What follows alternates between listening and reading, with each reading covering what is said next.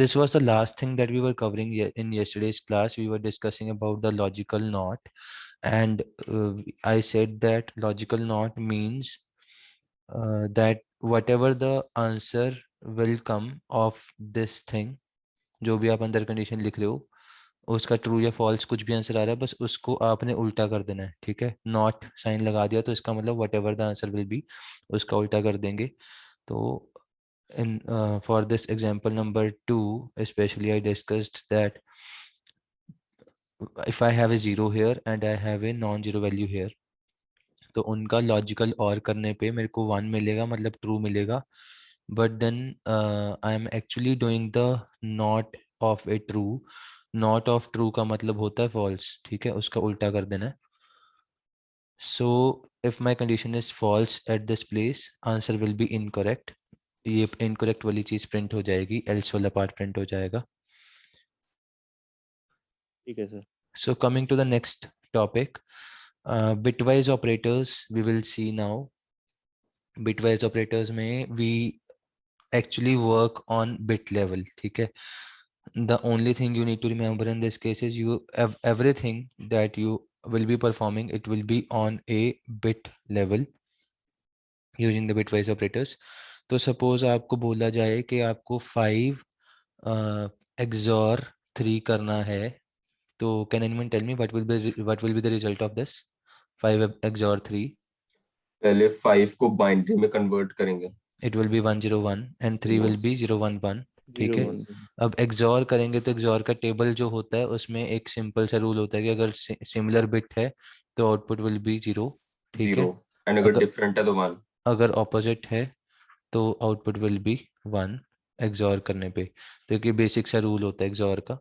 तो it will B 110। ठीक है, it will be equal to 6। तो 5 XOR 3 करोगे तो आउटपुट आपको 6 मिलेगा। तो ये XOR का एग्जांपल था। ठीक है, बिटवाइज XOR का। And similarly if you do bitwise और इट विल मीन कि आप जैसे सपोज इसी को करते हो 5 और 3, तो इसको बिटवाइज लेवल पे और करना है तो इट विल बी 101 एंड 011 को और करो। ठीक है, जब आप और करोगे एटलीस्ट 1 होना चाहिए तो आउटपुट 1 आएगा। तो in this case the output will B 7। ठीक है, similarly if you do bitwise and, तो आप इसको बिटवाइज लेवल पे करोगे, it will B 101 011, output will B 001, तो आउटपुट आपको मिलेगा 1 आ गया। ठीक है, similarly I have also discussed this thing earlier, but I will discuss this again, left shift right shift. I hope you people remember one of the students had asked me earlier कि sir ये क्या होता है, आपको lab में assignment 1 में था ये question that let's say you have a number x equal to 5 और आप प्रिंट करवाना चाहते हो x left shift 1. तो what did I tell you earlier? Anyone remembers? 5 को पहले बाइनरी में लिखेंगे और जो 1 होंगे उसको हम लेफ्ट साइड शिफ्ट कर देंगे एक और एक बाद में एक 0 आ जाए। हाँ, और एक एक्स्ट्रा जो इसके नीचे जगह बचेगी वहाँ 0 आ जाएगा, बाकी सारे एज इट इज नीचे एक एक शिफ्ट हो जाएंगे लेफ्ट साइड पे। तो आपका 0101 विल बिकम 1010, क्योंकि आपने ये वाला सपोज 0 को इधर शिफ्ट कर दिया, वो तो आउट ऑफ बाउंड्री ही हो गया। ठीक है, नहीं भी आउट ऑफ बाउंड्री करना तो आप यहाँ पे जितने में जीरो जीरो लगा लो, कोई फर्क नहीं पड़ेगा। बट ये वाला 1 एक शिफ्ट होके, सपोज ये था मेरा वेटेज 1248, तो 4 वाले की वेटेज अब 8 हो गई है, 2 वाले की वेटेज अब 4 हो गई है। तो सिमिलरली जो मेरा 1 वाला था फर्स्ट लोकेशन पे, वो शिफ्ट होके सेकंड पे आ गया था एंड 10 हो गया आंसर। हाँ, तो ये वाला मेरा 5 became 10 and I told you the formula that if I shift my x by n bits, तो output will be x multiply 2 raised per n। ये मैंने आपको पहले बता रखा है। ठीक है, तो इसका मतलब जो हमने यहाँ पे जस्ट किया है, सपोज 5 को लेफ्ट शिफ्ट 1 करेंगे, it will B 5 into 2 raised per 1 equal to 10, which was the actual output at this place। तो अगर similarly if you do maybe 5 left shift 4, तो according to the formula जो कि यहाँ पे लिखा है, तो it will be 5 into 2 raised per 4। ठीक है, 2 raised per 4 16 होता है, answer will be 80। I will prove it to you that how it is 80 now. For example मेरा 5 था 101, उसको मैंने लेफ्ट शिफ्ट किया बाय 4 बिट्स, तो इसको 4 4 बिट इधर खिसकाना है और 4 एक्स्ट्रा यहाँ पे 0 आ जाएंगे, तो इट विल बी 1 0 1 0 0 0 0। आप वेटेज देख लो, इट्स वेटेज विल बी 1 2 4 8 16 32 64, तो 64 प्लस 16 इक्वल टू 80। तो आई होप आप लोगों को डिफरेंस दिख रहा है कि हम कितनी जल्दी मल्टीप्लाई कर पा रहे हैं। Yes, sir. So this is actually used for fast multiplication. There is a thing called fast multiplication. अगर आपको बोला जाए कि आपको फास्ट मल्टीप्लिकेशन करनी है, then you will have to take the help of left shift operator. Suppose अब कल को आपको कोई बोले that I want you to multiply number by 85, तो बहुत सिंपल है, आप सिंपली ये कर दो x left shift 4, it means आपने 16 से मल्टीप्लाई किया। लेट मी सी, देखो अब 85 करना है, तो 85 बनाने के लिए मैं क्या कर सकता हूँ, 64 प्लस 16 प्लस 4 प्लस 1। अगर मैं ये सब कर पाऊंगा तो मेरा ये एक तरह का 85 से मल्टीप्लाई हो जाएगा। अगर मैं 64 टाइम्स कर दूं, x into 64 x into 16 plus x into 4 into x into 1 plus x into 1, तो x लेफ्ट शिफ्ट 4 मेरा हो गया 16 वाला। सिमिलरली मेरा पूरा एक्सप्रेशन ये बन जाएगा। I will write it quickly now. I hope you people will understand. So 64 times करने के लिए I can do it as 6 plus x left shift 4 plus x left shift 2 plus x left shift, अगर change नहीं करना तो आप 0 कर दो, ठीक है। तो प्लस x भी करोगे तो भी ठीक है, लेफ्ट शिफ्ट करने की यहाँ पे जरूरत ही नहीं है। तो अगर आप ये चीज लिख रहे हो x left shift 6, it will mean that आप मल्टीप्लाई कर रहे हो 2 रेज पर 6 के साथ x को, ठीक है, which is actually 64x। And यहाँ पे you are multiplying by 2 raise पर 4 x को, which is actually plus 16x, ठीक है। तो मतलब आपको आइडिया देने के लिए, समझाने के लिए I took this example that if you want to do 85 times x, तो आप क्विकली ये वाली चीज कर सकते हो। And this particular technique, because we are directly working on bits, we are not dealing with any other kind of operation on the back end।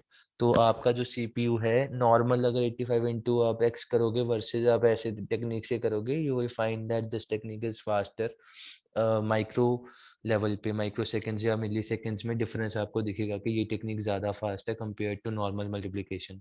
क्योंकि back end पे multiplication I think it takes nearly 5 units of time, और plus वाला शायद 3 लेता है। And bitwise level का तो time ही नहीं होता, वो तो सिंगल एक ही बार में शिफ्ट करके खत्म कर देता है। The time is not even counted, मतलब हम देखते भी नहीं कि इसको हम एक यूनिट माने, क्योंकि आपने बस एक शिफ्ट कर दिया बिट्स को, you are directly dealing with bits. Similarly, bitwise not will be this thing only. Let's say आपने ये कर दिया तो not of 1 will be 0 and not of 0 will be 1। तो क्योंकि आप डायरेक्टली बिट्स पे काम कर रहे हो, तो this thing can be like this. Let's see some examples. So in front of us we can see, हाँ जी सर वो जो लेफ्ट शिफ्ट और राइट शिफ्ट है सर, उसका एप्लीकेशन एक बार प्रोग्राम लिख के बता दोगे, मतलब वो ऐसे समझ नहीं आ रहा, बता एप्लीकेशन रहा नहीं हूँ, समझ ओके। अभी बता रहा हूँ, एक बार पहले ये देख लें थोड़ा सा, ठीक है। So bitwise and takes two binary representations of equal length and performs the logical and operation. Simple है, मतलब लॉजिकल एंड करता है लेकिन बिटवाइज लेवल पे करता है। So if I say that a is 5 and b is 3, अगर मैं एंड करूंगा तो वही चीज करी हुई है यहाँ पे जो मैंने ऑलरेडी आपको बताई है कि आप क्या करोगे, एक भी 0 आया तो एंड करके आउटपुट 0 ही आता होता है, अगर दोनों 1 होंगे तो 1 होगा, क्योंकि Yes, sir. एंड में यही रूल है, ठीक है। तो Yes, सिंपल है sir. ये चीज। Let's see some other example, अगर यहाँ पे लिखा है। हाँ, तो there is one more thing that you need to remember. कभी कभी हम 1 जब आउटपुट आता है उसको सेट कहते हैं कि हमने बिट को सेट कर दिया। अगर उसको 0 आउटपुट आ रहा है इसका मतलब हमने उसको क्लियर कर दिया। तो अगर आपको ट्रू फॉल्स बोला जाता है या फिर आपको सेट क्लियर बोला जाता है, मतलब सेम है, ठीक है। फॉल्स मतलब 0 या क्लियर मतलब 0, ट्रू मतलब या 1, या फिर सेट का मतलब भी 1 है at bit level. So ampersand operation जो ये बिटवाइज एंड है operation may be used to determine whether a particular bit is set or not. Set है कि क्लियर है, तो ये बड़ा सिंपल चीज है। मतलब let's say you want to check that if my in this number if my second bit from the left is set or not। ठीक है, ये देखना है कि ये मेरा 1 है कि नहीं है।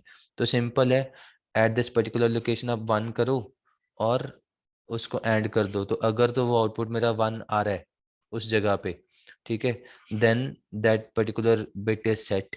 अगर वो 0 आ रहा है, अगर 1 कर एम्परसेंट या फिर बिटवाइज ऐड करने पे अगर आपको वो चीज़ 0 देगी, for example 0 and 1 will be 0, तो अगर ये फाइनल आउटपुट 0 आ रहा है इसका मतलब वो बिट क्लियर हो रखी है। अगर आउटपुट 1 आ रहा है इट मीन्स मेरी वो बिट सेट हो रखी है। ठीक है, now I will take you to the practical screen and I will show you the application of these things quickly. Just a second.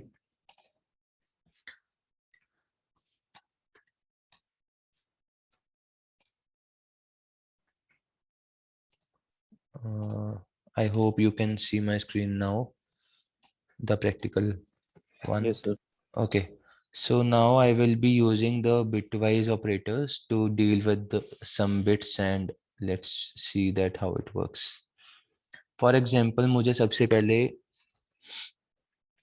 Left shift वाला इम्प्लीमेंट करना है, तो if I write printf %d 5 left shift 3, can anyone tell me what is the output?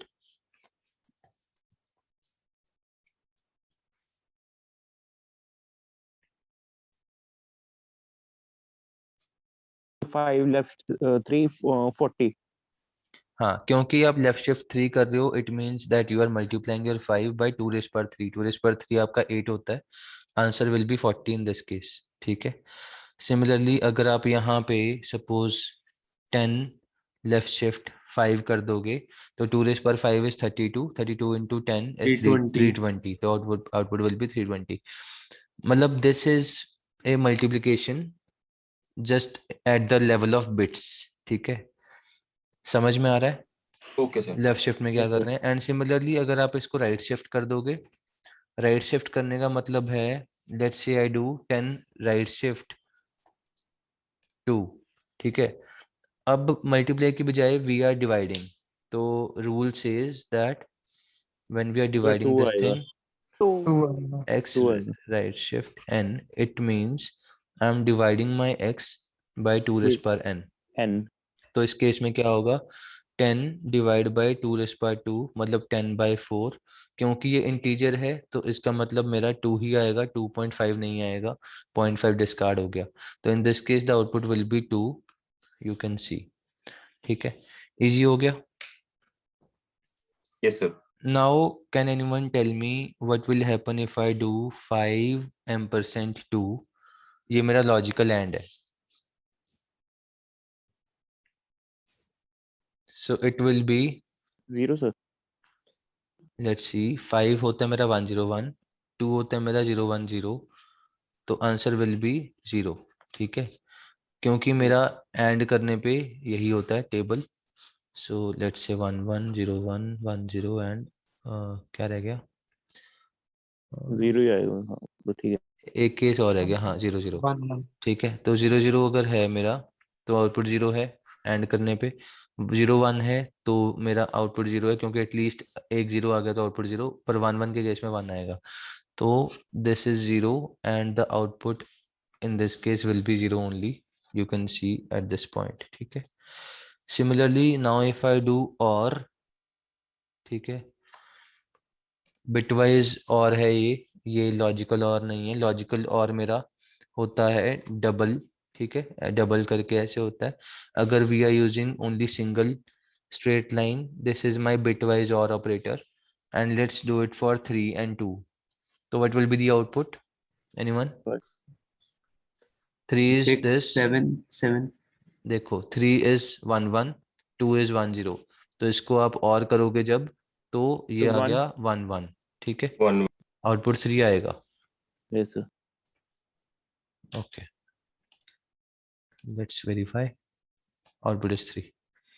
ठीक है जी।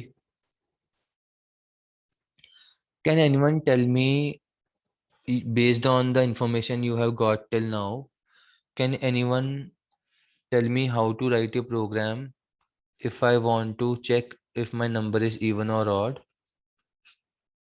using bitwise AND operator only? Bitwise, it will be SE AND. जल्दी से बताओ, मुझे यहाँ पे एम्परसेंट नहीं लगाना. नॉर्मली हम इवन ऑड में क्या करते हैं, we use ampersand. If I divide my n by 2 and ampersand is equal to 0, मतलब अगर मेरा रिमाइंडर 0 आ रहा है तो वो इवन है, एल्स ऑड है. पर ये वाली टेक्निक नहीं करनी, because I am being specifically told that I have to use bitwise and only. आपको बिटवाइज एंड का मतलब पता है. Tell me quickly that what should I do such that I can use bitwise and in place of this thing, and maybe something else can be done within this condition. पर ampersand नहीं लगा, ampersand लगाना है. Ampersand is bitwise and, mod नहीं लगाना. जल्दी से बताओ. Even odd. So the number which we need to check, उसे जब हम बाइनरी के टर्म्स में कन्वर्ट करेंगे तो हम चेक करेंगे कि उसका लास्ट डिजिट 0 होना चाहिए इवन के यस. लिए. So in case we see even numbers, 2 ये होता है, 4 ये होता है, 6 ये होता है, 8 ये होता है, 10 इज दिस. सिमिलरली आप कोई भी इवन नंबर उठा के देखो, आपका जो LSB है, लीस्ट सिग्निफिकेंट बिट है, वो ऑलवेज 0 है. ठीक है. अब because I know this thing कि अगर मैं किसी भी नंबर को %1 कर दूं और मेरा आउटपुट 0 आ रहा है, तो we can say that this number is even number. और अगर ये चीज मेरी ऑड होती, ऑड नंबर क्या होते हैं, 1, 3, 5, 7, 9, तो उस केस में मेरा LSB 1 आ रहा है हर बार. तो उस केस में क्या होगा, सपोज मुझे 3 का देखना है, तो अगर मैं %1 कर दूंगा तो आउटपुट विल बी 1. मतलब अगर मेरा आउटपुट 1 आ रहा है तो ये ऑड नंबर है, और अगर आउटपुट मेरा 0 आ रहा है तो ये इवन तो नंबर है. सर ये वाला एक बार दोबारा समझाइए. नहीं सर. काफी सिंपल है. मैंने सिर्फ 1 के साथ एम्परसेंट किया है दोनों के केस में. अगर मेरा आउटपुट 1 आ रहा है, वो कब आएगा, अगर मेरा लास्ट बिट यहाँ पे 1 था. ठीक है. वो Yes, 1 sir. कब होता है, जब मेरा नंबर इवन होता है, ऑड होता है. Odd होता है. ऑड के केस में मेरा LSB इज ऑलवेज 1. इवन के केस में मेरा LSB, least significant bit, is always 0. So if I multiply, not multiply, but if I do the bitwise AND operator and give a number of 1 to check that what is my output, in this case obviously it will be 0 0, तो 0 ही output आया, and it in this case it will be 0 1, क्योंकि अगर आप सिर्फ 1 लिख रहे हो तो इसका मतलब इधर 0 है, और 1 और 0 का तो एम्परसेंट करने पे 0 ही आएगा. So if my output is 1, तब ये odd है. अगर मेरा आउटपुट इज 0 तो ये इवन है. Clear? Yes, sir. Okay sir. Sir तो फिर ऐसे प्रिंट करेंगे, प्रिंट एफ ए एंड मैं- बी. तो मैं ये कर सकता हूँ. Let's say I right here if, पहली बात तो मुझे यहाँ पे नंबर इनपुट करवाना पड़ेगा. So for that I will do scanf %d %n. तो जो भी मेरा n है, अब मुझे चेक करना है कि अगर मेरा n mod 1 मेरा ट्रू है, n mod 1, नॉट मॉड, मैं बार बार इसको मॉड कह रहा हूँ, ये एम्परसेंट है, n %1. अगर मैं इसको n %1 को 1 लेके आ रहा हूँ आउटपुट में, तो मेरा ये नंबर ऑड हुआ.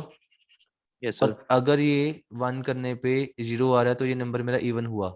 इस Yes, केस sir. में अगर मैं यहाँ पे इक्वल इक्वल 0 या 1 नहीं भी करता, इन एनी केस ये मेरी जो कैलकुलेशन है, it will be consider as a true or a false number. ठीक है. Yes, sir. तो using that true and false thing, अगर मेरा ये ट्रू है, it means it is a odd number, else it is a even number. Yes or no? Yes, sir. Yes. Yes sir. Yes, sir. So now if I run this code, it will ask me for a number to input. कोई भी number बोलो. 7 20 एक जना बोलो यार. 26 10 लिख लो 26. Okay. So 26 मेरा even आ गया. अब दोबारा बोलो कोई भी odd number बोलो. सर 25 25. 25 के केस में odd आ रहा है. 7 एक आवाज आई थी तो 7 के केस में भी odd आ रहा है. तो my program is fine. देखो कितना सिंपल हो गया. यस सर Easy है even odd program. Yes sir Let's come back to this bitwise and. ये हो गया अपना क्लियर है. सेट और क्लियर वाली चीज भी समझ में आ गई है. बिटवाइज और क्या होता है आपको बिटवाइज Excellent, लेवल. हाँ जी. सर एंड में सर 0 0 फॉल्स होता है उसमें भी, उसमें ट्रू नहीं होगा 0 0 में. नहीं तो अगर मेरी कंडीशन फॉल्स है, देखो अगर मेरी कंडीशन फॉल्स है, दोनों में से एक भी फॉल्स हो गया तो वो जीरो ही तो होगा आउटपुट. नॉर्मल हमारे लॉजिकल एंड में भी तो यही रूल था. क्लियर. ठीक है सर. सर हाँ जी. सर हम जैसे इफ स्टेटमेंट हमने यूज कर दी तो वो मतलब खुद ही चेक कर लेता है कि ये ट्रू है फॉल्स, मतलब हमें इक्वल टू 0 या 1 करने की, जैसे आपने प्रोग्राम में दिखाया था. हाँ देखो क्या है कि वो ना उसकी प्रॉपर्टी है. मतलब इफ कंडीशन क्या होती है, वो अपने अंदर की चीज को इवेल्युएट करता है कि क्या ये ट्रू है कि फॉल्स है. अगर मैंने सपोज लिखा 5 इक्वल टू 0 तो ये फॉल्स है. यस और नो. Yes sir. उसने इक्वलिटी चेक इक्वलिटी चेक करी कि क्या मेरा 0 और 5 बराबर है. नहीं है तो ये फॉल्स ही तो हुआ. तो अगर ये वाली चीज मेरी एक तरह की कंडीशन है तो ये भी तो कंडीशन ही है. n mod 1. अगर मेरा n था सपोज 3 और ये एम्परसेंट 1 किया तो मेरा बिटवाइज एंड हो गया. So my output is 1 in this case. ठीक है. तो ये जो 1 है it will be consider as a true value only. Yes sir. मतलब कैलकुलेशन होने पे अगर मेरा यहाँ पे नॉन जीरो वैल्यू आ रहा है, मतलब 1 आ गया यहाँ पे, तो ये एक तरह का ट्रू वैल्यू ही तो हुआ. अगर 0 होगा तभी उसको फॉल्स माना जाएगा. Okay. Yes sir now let's मतलब डिस्कस. इफ वाली स्टेटमेंट पहले ही ट्रू वाले को मतलब कंसीडर करती है, नहीं ये ऐसे कहने का. ऐसे कुछ नहीं है. ट्रू ही करती है वो. अंदर उसके अगर कैलकुलेशन करने के बाद 0 आ रहा है तो वो उसको फॉल्स मानेगा. For example. फिर एल्स वाली स्टेटमेंट चल जाएगी मतलब जो भी. हाँ फिर वो एल्स पे चले जाएगा ओके. ना, ओके सर, क्लियर क्योंकि हो वो गया. फेल हो गया फॉल्स वाले केस में. Okay. Let's talk about bitwise. और रूल वही है कि अगर एक भी 1 आ गया तो मेरा आउटपुट 1 आएगा. You can verify it here. ठीक है. Now bitwise or takes 2 bit patterns of equal length and performs the logical inclusive or operation on each pair of the corresponding bits. Result in each position is 1 if the first bit is 1 or the second bit is 1. एक भी 1 मिल गया या दोनों ही 1 है फिर तो पक्का ही 1 है. बट अगर एक भी 1 आ गया then I can say that output will be 1. Otherwise our output will be 0. You can verify this in the table. अगर मैंने अब यहाँ पे किया है 5 and 3 को लॉजिकल और, तो 5 and 3 क्या होता है. It is 0 1 0 1 for 5, 0 0 1 1 for 3. अगर आप उसका लॉजिकल और कर रहे हो which has a symbol of this, the output will be 0 1 1 because at least 1, अगर एक भी 1 आता है तो output will be 1. So 1 1 1 is 7. So the output will be 7 in this case. यहाँ पे 7 प्रिंट हो जाएगा. क्लियर है. Yes sir Okay. So this bitwise XOR I have already discussed earlier also. In this case you can see अगर मेरा opposite है तो output 1 है, अगर सेम है नंबर तो आउटपुट 0 है. Clear. And I will Yes, sir. Also let you know the formula कि ये किस बेसिस पे कैलकुलेशन हो रही है आउटपुट के साइड पे. अगर मेरे ए और बी वैल्यू गिवन है I can calculate the output equal to. Can anyone tell me the formula क्या होता है. It is a b bar plus a bar b. ऊपर अगर बार आ गया मतलब उसको हमने उसका एक तरह का कॉम्प्लीमेंट ले लेना है वैल्यू का. तो ए इंटू बी बार. ए मेरा 0 है, बी बार यहाँ पे 1 होगा क्योंकि 0 का उल्टा 1 है. तो 0 into 1 plus 1 into 0 output is 0. तभी आपका output is 0 eight this place. अगर आप यही फॉर्मूला में सपोज 1 0 डालते हो तो डालते हैं 1 0. ठीक है. a मेरा 1 है, b bar will be 1 plus a bar will be 0 multiply b is 0। ये थर्ड केस की बात हो रही है। आउटपुट 1 आ गया। इसमें किसी को कंफ्यूजन तो नहीं है कि ये कैसे कैलकुलेशन हो रही है राइट हैंड साइड पे? मतलब बैक एंड पे ये फॉर्मूला यूज करके निकाला जाता है। Yes, okay sir. यहाँ पे फॉर्मूला यही लगा हुआ है, चाहे लिखा चाहे नहीं, ये मेरा XOR का फॉर्मूला होता है। ठीक है जी, इजी है। Let's continue. तो आप ये चीज़ तो कर ही सकते हो अब, ठीक है। यहाँ पे आप वैल्यू सॉल्व करोगे तो आपको 6 आउटपुट मिल जाएगा। सिमिलरली लेफ्ट शिफ्ट वाले केस में you are multiplying n by 2 raise पर n, ठीक है। मतलब multiplying the number whatever the number is, let's say आप a को कर रहे थे तो आप a को इस केस में तो इन्होंने कुछ और ही लिखा हुआ है। Let's say I have my a जो कि हम लेट्स से स्कैन एफ के थ्रू लेके आएंगे, ठीक है। एंड अगर मेरे a को ये मिल जाता है तो अगर मैंने बोला a left shift n, output will be a into 2 raise पर n। ठीक है जी, इजी है। Yes sir. Okay. Similarly right shift में वी आर डिवाइडिंग, तो इसका we have already seen the example. मैंने 10 राइट शिफ्ट 2 किया था तो उस केस में हमारा आउटपुट 2 आया था। Let's see this example. अगर मेरा i is 5 j is 7, if I do 5 and 7, तो 5 है मेरा ये, 7 है मेरा ये, इसको बिटवाइज एंड करेंगे तो दोनों 1 है तभी 1 आएगा, तो आउटपुट इज 101। तो इस केस में आउटपुट विल बी 5, ठीक है। फॉर और 5 और में तो अगर मेरा 7 का मुझे पता है तीनों 1 है तो आउटपुट 111 ही आएगा, तो output will B 7 in this case. Similarly आप बिटवाइज एक्सऑर कर रहे हो अगर, तो इट विल बी 101 एंड 111 को एक्सऑर करना, ऑपोजिट पे 1 otherwise 0, so output will be 2 in this case। And if I am subtracting 1 from my I मेरा यहाँ पे है 5 था, 5 में से एक निकाला मतलब 4 हो 4, गया। ठीक है। 4 4 sir. Left shift equal to 3, ठीक है, and 4 right shift equal to 2। तो यहाँ पे जो मेरे कैलकुलेशंस होंगे पहले इस राइट हैंड साइड वाला होगा, ये वाला, ठीक है। 4 को आप I को राइट शिफ्ट इक्वल टू 2 कर रहे हो, इसका मतलब है I equal to I right shift 2, ठीक है। I की वैल्यू चेंज हो रही है, राइट शिफ्ट 2 का मतलब है कि आप उसको डिवाइड कर रहे हो 2 रेज़ बाय 2 के साथ, तो 4/4 विल बी 1, ठीक है। तो ये वाला मेरा 1 होगा।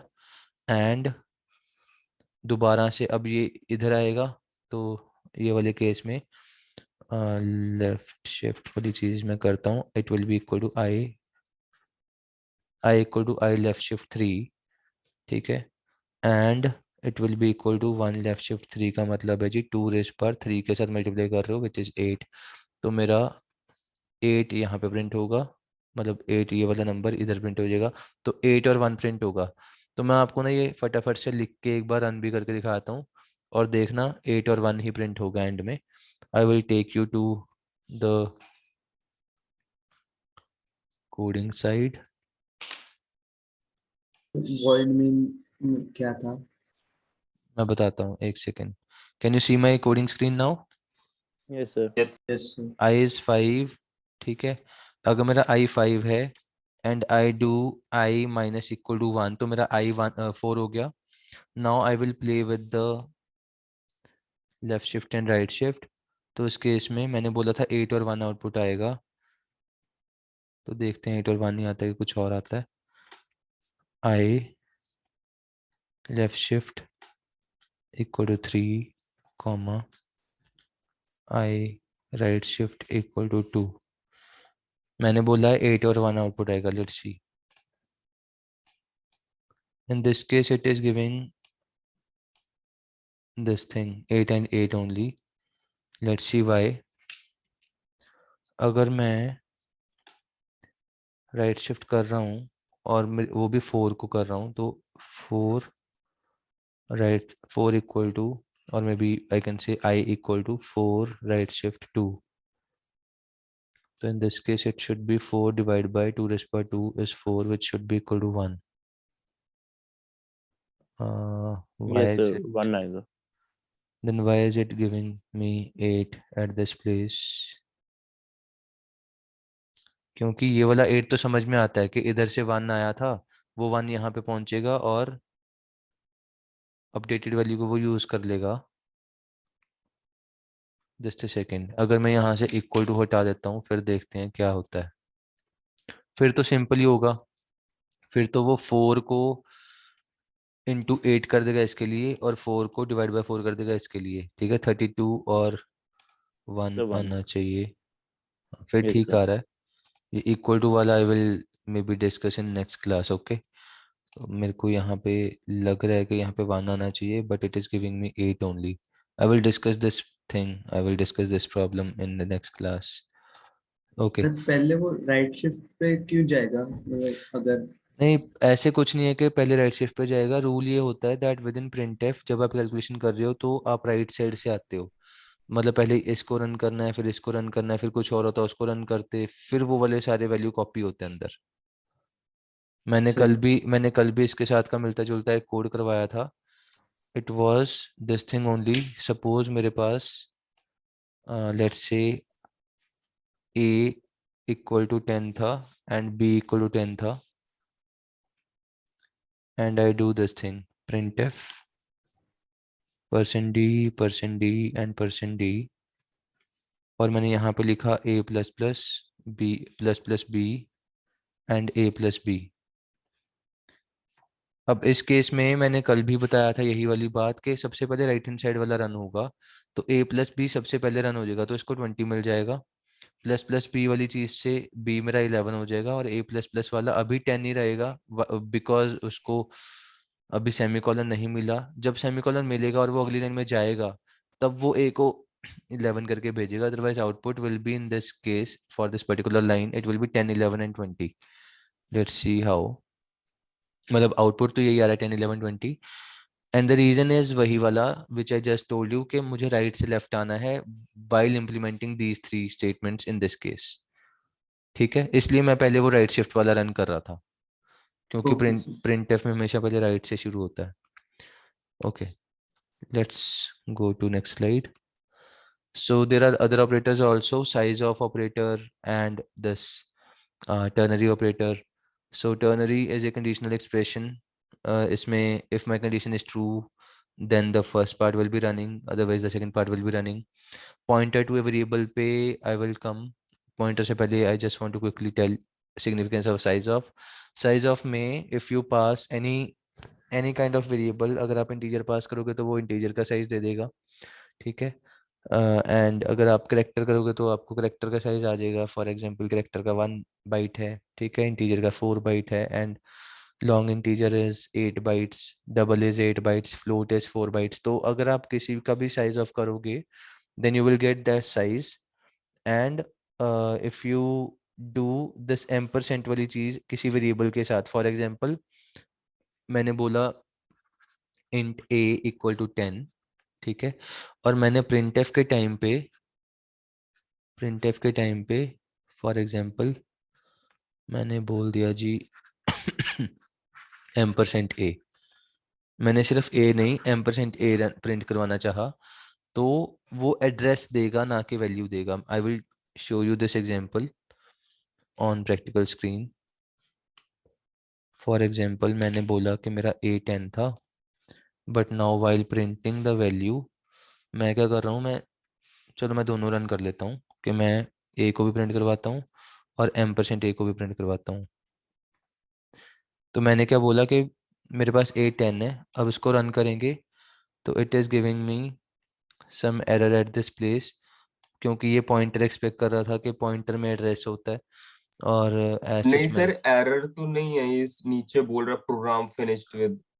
वो ठीक है, लेकिन यहाँ पे वो ये कह रहा है कि format %d expect argument integer, आप लेकिन इंटीजर पॉइंटर को यहाँ पे भेज रहे हो, क्योंकि ये पॉइंटर का होता है duty to get the address. ठीक है, मतलब क्या होता है कि फॉर एग्जांपल मैंने बोला int a इक्वल टू 10, इसका मतलब है कि वो किसी रैम में कहीं ना कहीं सेव हुआ होगा नंबर। ठीक है, मैंने हमेशा से ये एग्जांपल दी है। लेट्स से एड्रेस मेरा 1000 था, तो जो मेरा 10 है वो तो मेरा ए में स्टोर्ड है, जो कि आपको यहाँ दिख रहा है। पर जो ये 1000 है, इसके लिए हम एक इंटीजर पॉइंटर लेते होते हैं, for example integer pointer b, जिसमें मैं एड्रेस ऑफ ए सेव करूंगा, और वो एड्रेस मेरा 1000 होगा, तो वो 1000 की वैल्यू पॉइंटर बी में जाएगी। तो वो यही कह रहा है कि आप इंटीजर पॉइंटर को लेके आओ, ना कि आप डायरेक्टली करो। ठीक है, तो मैं क्या करता हूँ, इसको %ls कर देता हूँ, जैसे कि ये कह रहा है कि इसको %ls करके शायद ठीक हो जाए। Let's see, just a second.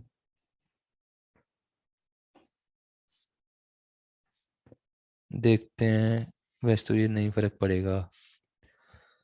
वैसे ये हेक्साडेसिमल वैल्यू होती है जनरली, जो हमारी एड्रेस की होती है। I will look into this later on, but मैं यहाँ पे यही दिखाना चाह रहा था कि जो हमारा एड्रेस होगा वो %a के थ्रू आएगा। ठीक है, I will look into this later on, जब हम थोड़ा सा पॉइंटर्स पढ़ेंगे ना, तब आपको ज़्यादा अच्छे से समझा पाऊंगा। अभी के लिए और बस पॉइंटर के अंदर वेरिएबल का एड्रेस स्टोर होता है, इसलिए वो यस, इंट। हाँ, ओके। मतलब pointer is kind of you're pointing to some address. ठीक है, अब किसी का घर है, उसका हाउस नंबर 101 भी हो सकता है, 1001 भी हो सकता है, 10001 भी हो सकता है। ठीक है, पर आप उस एड्रेस को अ, कहीं ना कहीं सेव तो करोगे ना। वो एड्रेस सेव करने के लिए आप पॉइंटर यूज करते हो। ठीक है, पॉइंटर का काम ही ये है कि आपको एड्रेस की तरफ पॉइंट करना है, कि किस एड्रेस पे पहुंचना है। पॉइंटर का मतलब ही ये होता है। एंड एम्परसेंड का मतलब है it will return the address of a variable. ये वाली चीज हम देख चुके हैं, टर्नरी ऑपरेटर।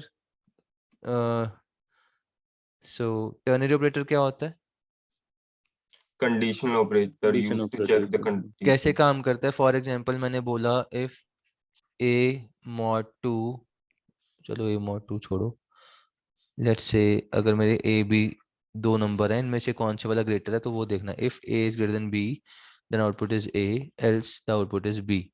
तो इस चीज को मैं सिंगल लाइन में कैसे लिख सकता हूँ, I can write it like this. मैं पहले कंडीशन लिखूंगा A greater than B, I will put a question mark. इसका मतलब यही है, if A greater than B, इसका मतलब देन कॉलन आएगा। तो यहाँ पे I will write A is the output, else B is the हाँ ठीक आउटपुट। है। ठीक है, तो मेरा टर्नरी ऑपरेटर का मतलब ये है that it has three components, the condition, true component, the false component. तो अगर ये So that condition takes false हो three जाती है, arguments. हाँ, it is not taking three arguments, it is having three operands. यहाँ पे Okay. ऑपरेंड्स कहेंगे, बिकॉज जो हम बात कर रहे हैं वो टर्नरी ऑपरेटर की बात कर रहे हैं।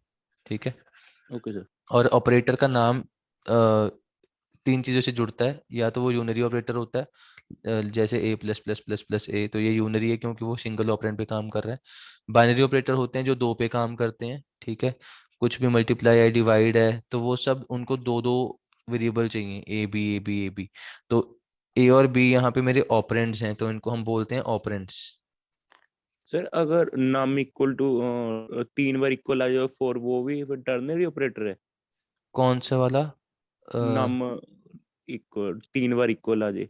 ये तो कुछ होता ही नहीं है। डबल इक्वल टू ही होता है for equality, single equal okay to होता है फॉर असाइनमेंट, ये असाइनमेंट होता है। ओके और ये सेकंड वाला, ये मेरा इक्वालिटी ऑपरेटर होता है, इक्वालिटी चेक करता है। ठीक है सर। ठीक है, ठीक है। ओके।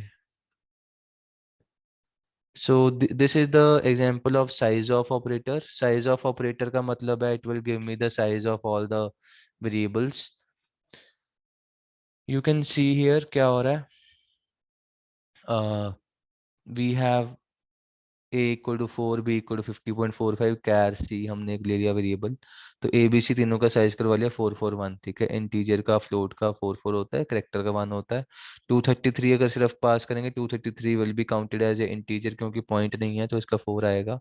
20.55 का output will be it is giving 8 bytes, so by default it is considering it as a double number. ठीक है, अगर आप यहाँ पे f साथ में लिख दोगे तो वो तो उसको फ्लोट ले लेगा। And size of y, in this case my y is character। ठीक है, तो character का 1 बाइट आएगा। And size of unsigned integer is 4 bytes। तो unsigned है या sign है, साइज तो 4 बाइट्स ही होगा इंटीजर का, unless it is long integer के केस में it will be 8 bytes. Is this slide clear? Yes sir. Yes, बस sir. साइज लिखे हुए हैं सबके। So this is the conditional operator, already we have discussed. कोई भी कंडीशन चेक करनी है उसको आप ऐसे करके डाल सकते हो। For example it has been written, यहाँ पे देखते हैं क्या कुछ हो रहा है और ये आउटपुट ठीक है कैसे है। तो a इक्वल टू 10 है, तो फिर मैंने बोला कि कंडीशन चेक करी a इक्वल टू 1, ऑब्वियसली ये फॉल्स है, क्योंकि ये फॉल्स है ये 30 के पास जाएगा तो b को 30 मिल जाएगा, ठीक है। And after that value of b will be 30, so this is 30, ठीक है ये। And in this case because a equal to 10 is true, तो ये मेरा फर्स्ट पार्ट रन हो जाएगा and this 20 will be given to c, and output मेरा c को 20 मिल जाएगा, ठीक है। तो आई होप ये काफी आसान था और समझ आ गया होगा, ये FLC है एक तरह का। Clear? Okay. Yes sir. Right a program to check even odd, simple है, वेरी सिंपल। ये तो हो गया sir. Condition printf even else odd, आसान है, ठीक है, हो जाएगा। Okay, now those three operators coming again in front of us. So in this case we have ampersand a plus a star a, which is a pointer, minus b। तो ये वाला है एड्रेस वाला, this is my pre increment, this is my pointer, this is my pre decrement, ठीक है। all these are unary operators because they have requirement of only one operand। in case you need two operands, तो दो जने चाहिए काम करने के लिए, ठीक है। तो it means that it is a unary operator. इस केस में भी दो चाहिए क्योंकि ये भी मेरा एक ऑपरेंड ही माना जाएगा। राइट हैंड साइड पे कोई ना कोई नंबर दिया जाएगा, फॉर एग्जांपल कोई नंबर डाल दिया, या फिर आप n इक्वल टू करके a लेफ्ट शिफ्ट n भी कर सकते हो, तो आपको दो तो चाहिए लेफ्ट और राइट पे। Similarly, there is ternary operator which has three operands. This is the first operand, this is the second one, this is the third one. ठीक है, तो these three operands, these three types of operators we have seen. Now let's talk about the precedence and the associativity. We still have 3-4 minutes to go. I will try to wrap up this slide and this will be the last one for today. Let's see what it talks about.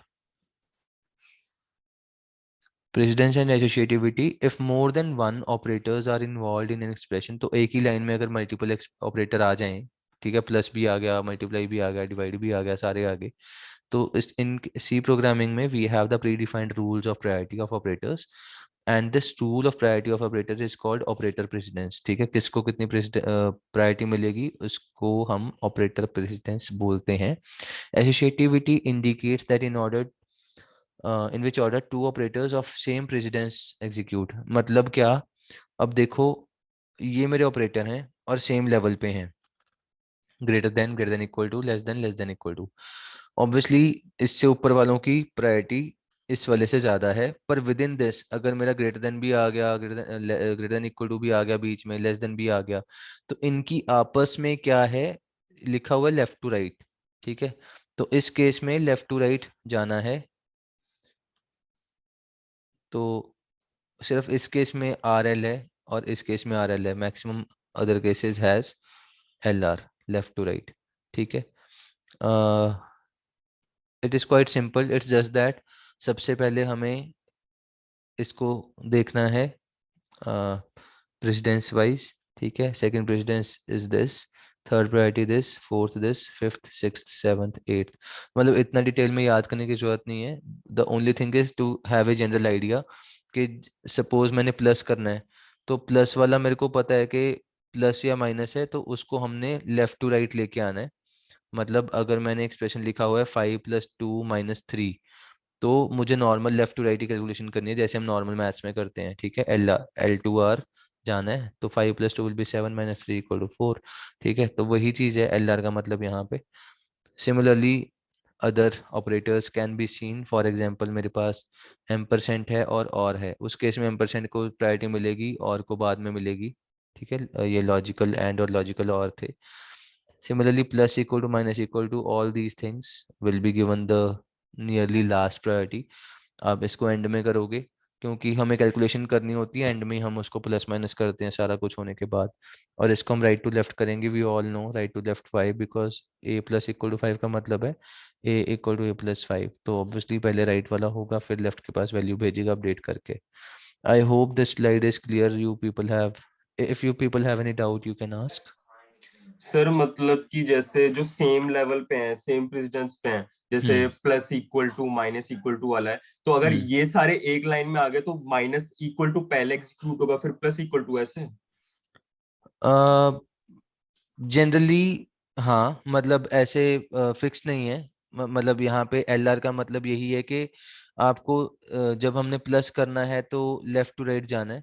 But अगर आपके पास left hand ये वाला भी आ गया, ये वाला भी आ गया एक ही लाइन में, तो आप अपने हिसाब से भी देख सकते हो। फॉर एग्जांपल मैक्सिमम केसेस में क्या होता है, अगर इतना कॉम्प्लेक्स होता है तो बीच में ब्रैकेट्स भी होते हैं, तो आप इतनी मतलब इतना टेंशन लेने की जरूरत नहीं होगा। उस केस में क्या होगा कि we can solve the brackets and then we can do the calculation कि हमें प्लस करना है या एंड में क्या करना है। ठीक है सर जैसे यहाँ पे लेफ्ट टू राइट एक ये है 6th नंबर पे है, greater than equal to less than equal to, इसके अंदर सेम ऑर्डर में होंगे लेफ्ट टू राइट में जाने के लिए, ऐसे ऑर्डर में होना चाहिए? नहीं, इसका मतलब वैसे ये वाला टेबल और ज्यादा वास्ट हो सकता था, बट इस केस में ऐसा कुछ फिक्स नहीं है कि आपको पहले ये वाला ही करना है फिर ये वाला करना है। लेफ्ट टू राइट का मतलब है कि आप, अगर आपके पास एक चीज आती है तो आप लेफ्ट टू राइट जाओगे इस केस में। Okay sir. फॉर एग्जाम्पल आप मतलब चेक ये करोगे, एक चीज के लिए डिफाइंड है लेफ्ट LR जो लिखा है, हाँ मतलब LR का एक। मतलब है कि वो ओके इंडिविजुअली सबके सबके लिए वैलिड है कि आप इन सबको LR ही लेके चलोगे। जो मेन चीज है वो ये है कि आप ऊपर से नीचे जब आ रहे हो, उस केस में आपको ध्यान रखना है कि अगर मल्टीप्लाई भी आ गया और ये भी आ गया तो पहले मल्टीप्लाई होगा बाद में ये होगा, क्योंकि इसकी प्रायोरिटी नीचे ओके है। ठीक है, ओके सर। Clear now? चलो ठीक सर है, so we will meet in the next class now. Time is up, thank you, I am ending the session. Thank you sir. Okay thank you sir. Okay.